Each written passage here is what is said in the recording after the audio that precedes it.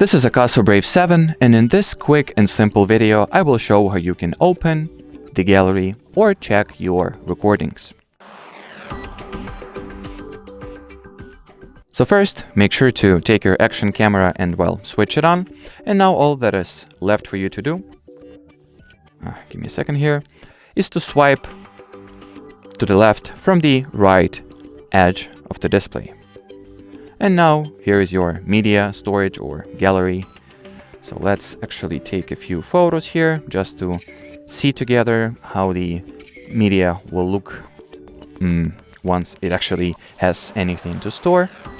So I took a few photos here, and that's what it looks like. You can swipe to the left or to the right to see or check next or previous photo/video. You can also erase them here like that, delete those shots or videos once again. Or you can also open the more convenient gallery view by tapping at this grid icon to your top left. Here you can see your videos and photos conveniently categorized, and you can see more images or videos at the same time. You can also tap at this button to select files, all files, and erase them, and do whatever you see fit. And as far as this video goes, that'll be it. Thanks for watching, and bye bye.